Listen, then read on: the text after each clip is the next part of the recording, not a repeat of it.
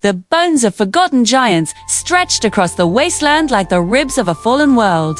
A silent reminder of what power once ruled here. The Elephant Graveyard was a place where even the wind did not dare to howl. Yet on this day, a new sound drifted across the hollowed remains' soft pause.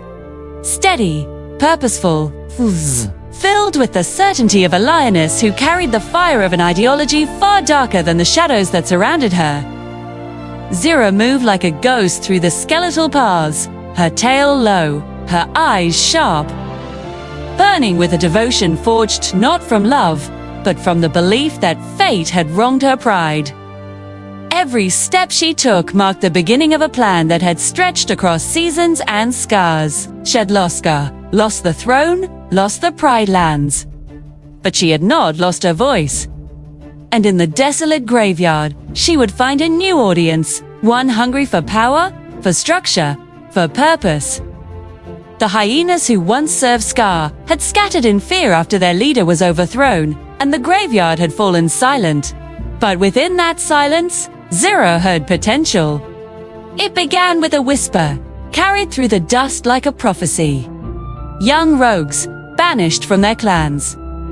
Hungry eyes watching from behind skulls larger than their bodies. Hyenas born after Scar's reign, who had never known the order he imposed but who longed for it without understanding why. Zira knew the look. She had seen it before in the Outlanders she trained.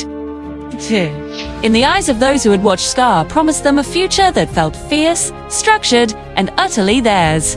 These new hyenas were exactly what she needed. Not allies. Not soldiers. Instruments. And so Zira climbed atop a pile of ancient tusks, her silhouette cutting through the dull haze. The hyenas emerged slowly, their paws crunching lightly across brittle bones as they formed a loose semicircle around her. Their curiosity held them there. Her presence held them still. She did not roar. She did not threaten. She simply looked at them with the confidence of someone who understood the psychology of desperation. "You live among bones," she said, her voice weaving itself into the stale air. "You breathe dust, you drink shadows, and you feed on the scraps that drift your way. Is this what you believe you deserve?" A ripple moved through the crowd. They didn't speak, but their uneasy shifting told Zira she had pierced the heart of their reality. "You wonder," she continued, her tone a low murmur. "No leader, no vision, no future. You exist. You do not live." Hyenas were not creatures who followed commands easily, but they followed strength. And Zira showed it not through muscle, but through the mastery of her words. She stepped down from the tusks, her claws lightly brushing the ground as she walked among them. No fear, no hesitation. "I once served a king who understood you," she said. "He saw your hunger and called it potential. He saw your chaos and called it strength. He saw your anger and called it loyalty." Several hyenas perked up. Scar's name was still a ghost, heroines spoken in grudges and reverence. "Scar," Zira whispered, letting the name hang like smoke. "He knew your value, and because of that, he was feared." She paused, a slow smile curling her lips as she looked at their faces, searching, reading, measuring. "No, who fears you now?" Silence clung to the graveyard. Zira raised her chin slightly. Simba growl vibrated through the hyenas like a tremor beneath the earth. Simba was the reason their elders warned them to stay hidden. Simba was the reason they never crossed the borders. Simba was the lion who cast them out. Zira stepped back, letting their reactions strengthen her influence. "Simba fears what he cannot control," she said. "He fears the memory of Scar. He fears the strength that Scar awakened in those who followed him. And he fears what you could become. If only you had guidance." A young hyena lanky female with sharp eyes crept closer. "Guidance? Like what?" Zira slowly turned toward her, meeting her gaze with a deliberate intensity. guidance like Scar once offered. Structure, purpose, strategy. Another hyena muttered, "Scar's gone. His time is over." Zira's smile deepened, but it was not warm. It was the kind a serpent gives before tightening its coils. That is what Simba wants you to believe. But Scar's legacy did not die with him. It lives here. She touched a paw to her chest. And here. She extended her paw across the crowd. In each of you. The hyenas shifted, murmured, looked at one another. The graveyard, which had been silent for seasons, now hummed with a restless energy. Zira had found the cracks in their spirits, and she filled them with visions of power. Scar saw potential in the outcasts, she said. The overlooked, the underestimated. Those whom the Pride Lands rejected. Tell me, what did the Pride Lands ever offer you? Hyenas growled, snarled, shook their heads. Nothing, one spat, scraps, another hissed. Zira nodded slowly. Exactly! And that is why you owe them nothing in return. She walked back to the center of their circle. I have followers. Lions who believe Scar's way was the true way. Outlanders who train, who prepare, who grow stronger each day. Some hyenas exchanged glances. They had heard rumors of the Outlands, whispers of a pride that did not bow to Simba. You want more than survival, Zira said softly. You want power, territory, fearlessness, purpose. She paused. I can give you that. A shiver ran through the pack, the way dry grass trembles before the spark of a wildfire. Zira had them. Not fully, not completely, but the seed had been planted, and now she needed to water it with truth wrapped in venom. You were born in the graveyard, she said. But you were not meant to die here. Her voice lowered. Help me rebuild Scar's vision. Help me restore the order that once gave you strength. And in return, you will be more than scavengers. She lifted her paw. You will be soldiers of a new era. The graveyard fell still, not with fear, but with possibility. The Elephant Graveyard had always been a place where ambition came to die, where hope faded between hollowed tusks and cracked skulls.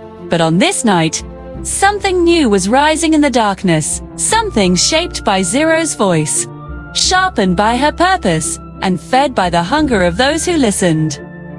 As the sun dipped behind the distant spires of bone, the hyenas drew in closer, as if afraid the darkness would swallow Zira before they learned all she had to offer. But Zira did not fear the night. She welcomed it. The darkness had raised her, hardened her, shown her truths the Pride Lands never dared speak aloud. And now, under that same cloak of shadow, she would mold the graveyard into the echo chamber of her own twisted gospel. Scry believed in strength, she said, pacing slowly around the gathering.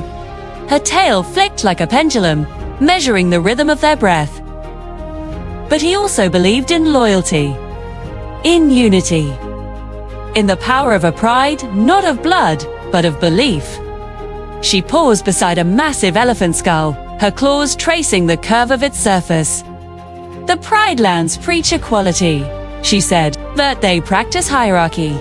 They preach peace, but they smother those who dare rise above their station. Her eyes swept the hyenas. Tell me, have you ever seen a lion bow to you? Rouse erupted again, sharper this time. Zira allowed the sound to grow, to gather, to become the very pulse of the graveyard. She wanted them angry. Anger made creatures malleable. Anger made them listen. Anger made them loyal. Scar bowed to no one. Zira continued. And that is why they feared him. That is why they lied about him. That is why they betrayed him. A young male hyena stepped forward, his voice wavering. But they say Scar caused the drought. A lie, Zira whispered, leaning close enough that he instinctively flinched. A lie told by those who wanted to wash their paws clean after they abandoned him. Scar inherited a dying land. He tried to save it. But when he turned to you for help, they called him a tyrant. Several hyenas nodded, the darkness shaping their doubt into belief. So Scar trusted the wrong lions, another hyena muttered. And he paid the price. Yes, Zira said softly, blue. But his enemies did not stop there. They did not just kill him, they tried to erase him. Her voice darkened. And they will do the same to anyone who carries even a spark of his vision. She lifted her paw and tapped her chest. They will do it to me. She pointed at the hyenas. To you! A murmur of fear swept through the group, but Zira cut it down with a single breath. Unless we stand together, she'll let the words echo through the graveyard like a prophecy. Then she moved closer, lowering her voice into a conspiratorial whisper. You see the Outlands as a wasteland, but it is a training ground. Every sunrise we sharpen our claws. Every night we strengthen our resolve. Every cub born in my pride is raised to finish what Scar began. Her tail flicked toward the horizon, where the moonlight outlined distant ridges. One day, from the Outlands, a new leader will rise. A hush fell over the hyenas. A leader chosen by destiny. She did not say Kavu's name. Not yet. It was too soon to plant that seed. First, she needed obedience, then loyalty, then worship. But even a chosen king cannot rise alone, she said. He needs allies with teeth and courage. Allies who know the land beyond the Pride Lands better than any lion. Her eyes glimmered. Allies like you. A rustle of excitement passed through the pack. Zira watched carefully, noting which hyenas leaned forward, which ones hesitated, which ones stared at her with widening admiration. She memorized their faces, the way a general studies enemy territory methodically, precisely, patiently.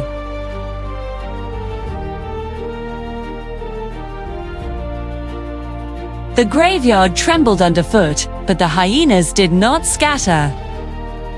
For the first time in seasons, they were united, not by fear, but by possibility. Zira stepped onto the largest elephant skull, her silhouette framed by clouds heavy with coming rain. Scar wanted a kingdom where no creature was forgotten, she said. A kingdom where your strength mattered more than your species. The hyenas stared up at her, their breath steaming in the cooling air. Simba's rule is built on the past, she hissed.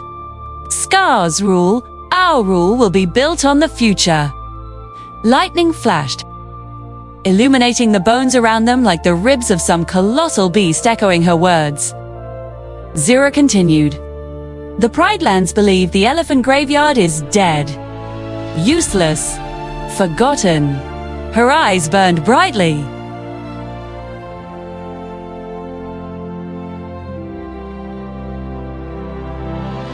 I see a weapon shaped by suffering. She lifted her chin. I see a future Scar would be proud of. At you. The hyena's eyes gleamed with something dangerous, non-awakening, forged, not from truth, but from the poetry of Zira's manipulation. She had twisted their emptiness into ambition, and now it was time to bind them to her cause with something greater than promises. A story. When Scar ruled, she said, her voice smoothing into something almost reverent, he did not see you as scavengers. He saw you as the rightful guardians of the border. The first line of defense. Gasps and murmurs.